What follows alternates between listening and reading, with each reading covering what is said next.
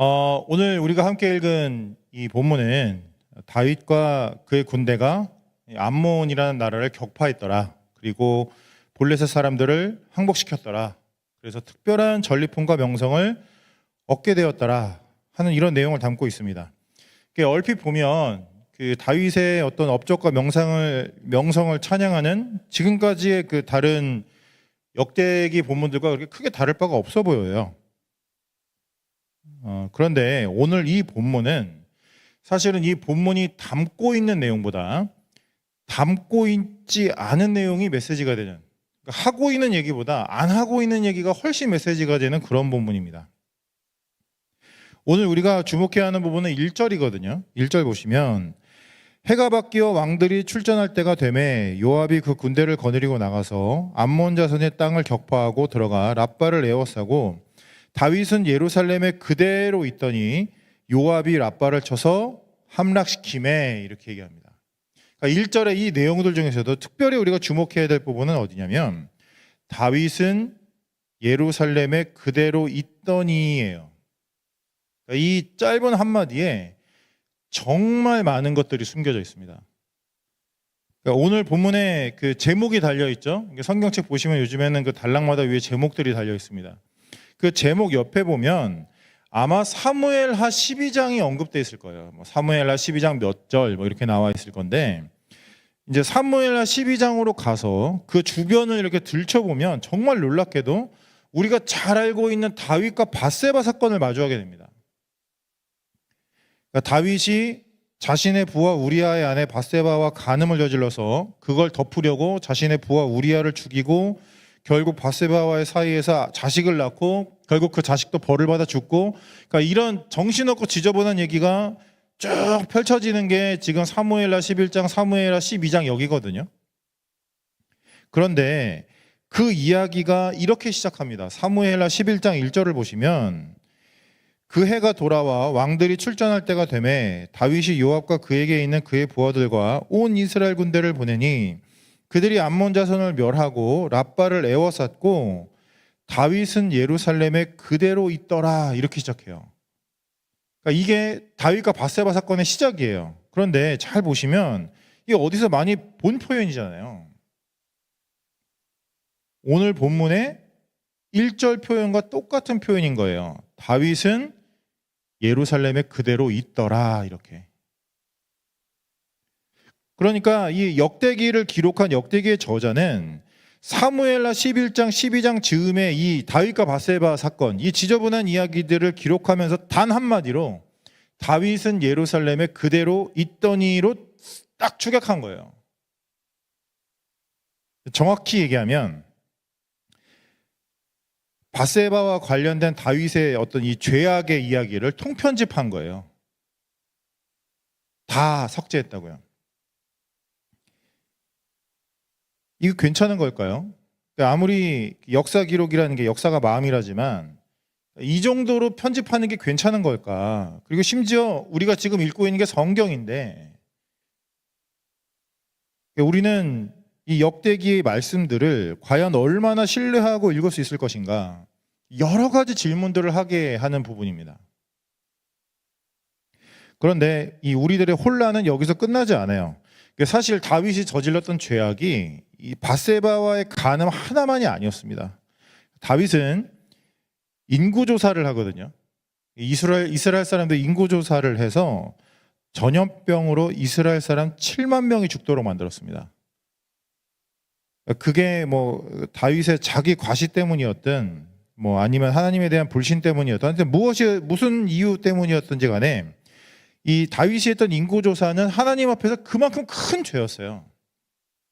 이것 때문에 7만 명이 죽었다고요. 그런데 사무엘하 24장에서 다루고 있는 이 내용을, 놀라운 건 역대기 기자가 심지어 오늘 본문에서 이어지는 21장에서 편집 없이 자세하게 다루고 있다는 거예요. 이런 생각을 하게 되는 거예요. 편집하려면 다 편집을 하든지, 나는 작정하고 다윗의 죄를 다 지울 것이다 라고 작정을 했다면 20장도 지우고 21장도 지우든지, 아니면 기록을 하려면 다 기록을 해야죠. 밧세바 얘기도 기록하고 인구조사도 기록하고. 그게 아니면 전 이런 생각도 해봤는데 좀 눈에 띄지 않게 좀 떨어뜨려 놓던지, 그죠? 잊어먹을 만하다 좀 나오게. 근데 어떤 건 편집하고 어떤 건 기록해서 심지어 연속된 이야기로 딱 붙여서 20장, 21장 이렇게 우리 앞에 제시하고 있는 겁니다. 도대체 우리는 역대기를 어떻게 읽어야 하는 것인가? 이게 혼란스럽게 그지없는 상황이거든요. 하지만 오늘 본문이 포함되어 있는 큰 맥락을 보면 역대기 20장, 역대상 20장이 포함되어 있는 이 큰 맥락을 보면 이 혼란이 은혜로 바뀌기 시작합니다.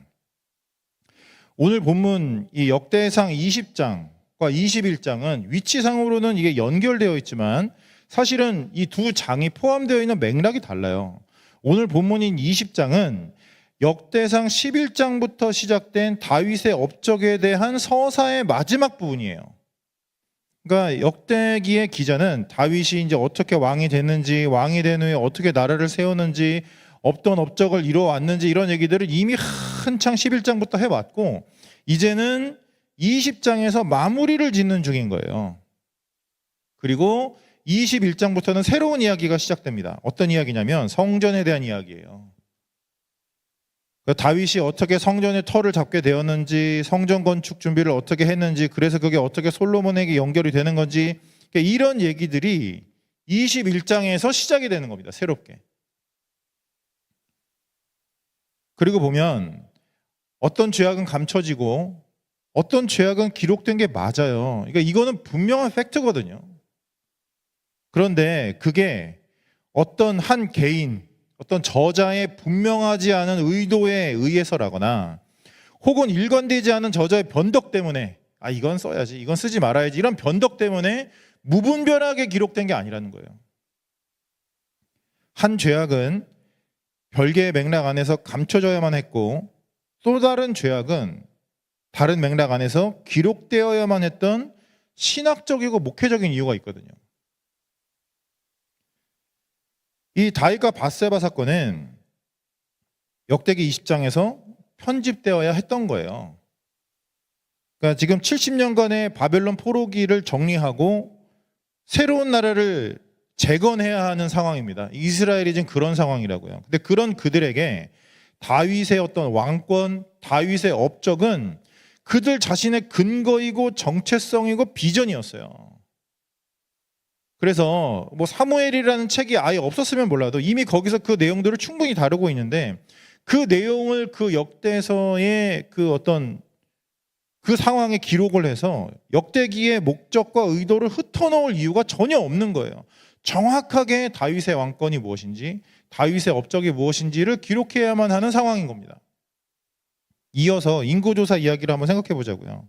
단순히 다윗의 죄악을 지우는 게 저자의 목적이었다라면 이 인구조사 얘기도 역시 역대기에 들어가지 말아야죠. 그런데 자세하게 다 기록하는 거예요. 오히려 더 자극적으로 기록합니다. 21장을 한번 보세요. 21장 1절을 보시면 이렇게 표현하거든요.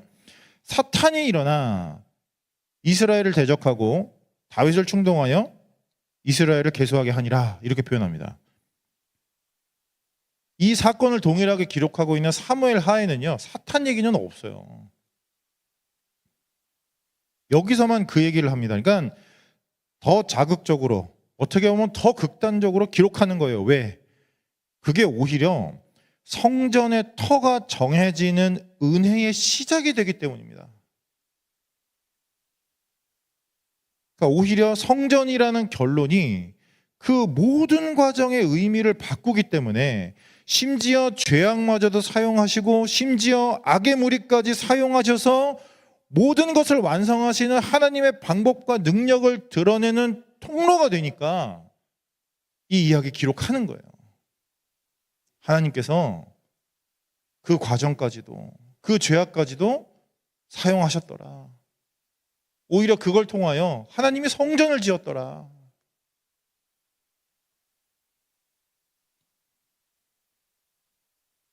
이 당시에 이 역대기라는 책을 읽고 있었던 이스라엘 사람들의 상황을 좀 생각해 보게 됩니다. 자신들의 죄악 때문에 바벨론에 끌려갔다가 겨우 자신들의 땅으로 돌아와서 지금 성전을 다시 지으려고 하는 중인 거예요. 그런 그들에게 이게 얼마나 큰 위로가 되고 응원이 되고 자극이 됐을까요? 오히려 우리의 이 모든 죄악을 통해서, 우리의 이 모든 과정을 통해서 성전이 지어지는 거구나. 다시 이게 지어지면 모든 것의 의미와 해석이 바뀌는 거구나. 은혜가 됐을 거라고요. 그러고 보면 이제는 우리가 지금까지 해왔던 이 이야기들이 우리가 따져야 할 문제가 아니라 오히려 우리가 구해야 할 은혜라는 걸 깨닫게 됩니다. 무엇보다 오늘 우리가 같이 읽었던 본문 역대상 20장의 어떤 이 잊혀짐의 은혜, 잊혀진다는 것의 은혜가 오늘 우리에게 필요하지 않은가 묻게 되는 거예요. 그러니까 우리 스스로를 감히 어떤 비평가, 판단자의 자리에 올려놓고 우리 앞에 성경을 펼쳐놓으니까 모든 게 다 질문거리, 비판거리를 보이는 거예요. 그러니까 어떻게 이스라엘의 왕이라는 자가 어떻게 이런 죄를 저지를 수 있습니까? 혹은 어떻게 또 그걸 쏙 빼놓고 이렇게 기록할 수 있습니까? 그러니까 우리 스스로 그 자리에 앉아서 성경을 판단하게 되니까. 그런데 오히려 솔직하게 말씀 앞에 우리의 존재 그대로 서보면, 우리 앞에 성경을 세워놓는 게 아니라 성경 앞에 우리가 서보면 오히려 말씀으로 우리의 일상과 수준을 들여다보면 누구보다 이 은혜가 필요한 게 우리 자신이라는 걸 절감하게 되는 거예요. 잊혀짐의 은혜. 여러분들 이 말씀들 아마 다 기억하고 계실 겁니다. 시편 51편 1절 이렇게 얘기하죠. 하나님이여 주의 인자를 따라 내게 은혜를 베푸시며 주의 많은 긍휼을 따라 내 죄악을 지워주소서. 이사야 43장 25절 이렇게 말씀합니다. 나 곧 나는 나를 위하여 내 허물을 도말하는 자니 내 죄를 기억하지 아니하리라. 동일하게 이사야 44장 22절 이렇게 말씀하십니다. 내가 네 허물을 빽빽한 구름같이 네 죄를 안개같이 없이 하였으니 너는 내게로 돌아오라. 내가 너를 구속하였음이니라. 하나님 우리에게 주시는 말씀이거든요. 이 말씀과 이 은혜들이 누구보다 필요한 건 우리 자신들입니다. 그래서 우리는 오늘 본문을 보면서 이렇게 기도하게 되는 거예요. 하나님, 나도 이 은혜를 좀 주십시오. 하나님, 나의 죄악과 실수들을 하나님 앞에서 지워주시고 오히려 하나님의 멋진 이야기로 채워주시옵소서. 이렇게 기도하게 되는 거죠.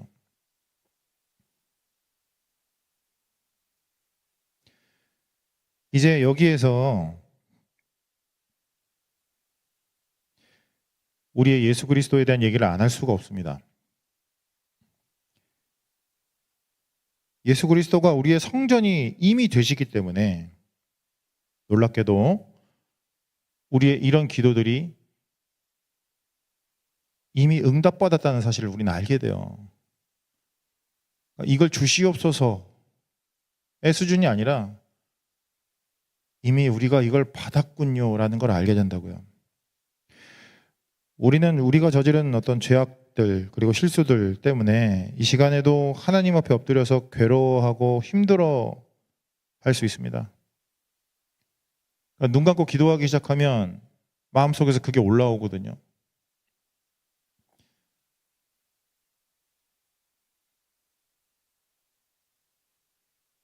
그런데 하나님은 그런 우리들에게 이미 예수 안에서 그 문제가 해결되었음을 선포하십니다. 로마서 8장 1절부터 2절 이렇게 말씀하시죠. 그러므로 이제 그리스도 예수 안에 있는 자에게는 결코 정죄함이 없나니 이는 그리스도 예수 안에 있는 생명의 성령의 법이 죄와 사망의 법에서 너를 해방하였습니다. 이렇게 선포해 주십니다. 저는 이 표현이 참 중요하다고 생각하는데, 너를 해방할 수도 있다, 너를 해방할 것이다 가 아니라 너를 해방하였음이에요. 이미 해방하였다 이렇게 얘기해 주신다고요. 그래서 그리스도인은요, 예수 그리스도 안에서 이 은혜를 이미 받은 잊혀짐의 은혜를, 역대상 20장의 이 은혜를 오늘 여기서 누리는 사람들입니다. 열심히 매달려서 억지로 자유와 평안을 얻어내는 사람들이 아니고요.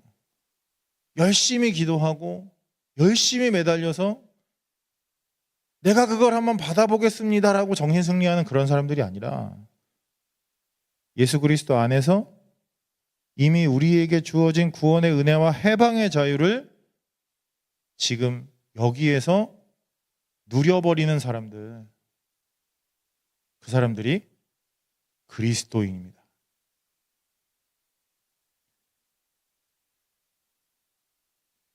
그리고 잊지 마십시오. 예수님이 우리의 성전이 되십니다. 솔로몬의 성전이 다윗이 했던 인구조사라는 그 죄악의 의미를 바꾸었듯이, 우리의 성전이 되시는 예수 그리스도가 오늘 우리가 살아내는 하루의 의미를 바꿔주신다는 사실을 꼭 기억하십시오. 오늘도 우리는 실패할 수 있습니다. 오늘도 우리는 또 넘어질 수 있고요. 오늘도 우리는 놀랍게도 또 포기할 수 있습니다. 그런데 예수가, 우리의 예수 그리스도가 우리의 성전이 되시는 한 그 모든 것이 합력하여 선을 이룬다는 사실을 잊지 마십시오. 역대상 21장의 이 은혜가 바로 오늘 우리 모두의 일상 가운데 이루어지고 진심으로 성취될 수 있기를 간절히 소망합니다. 우리 같이 기도할까요?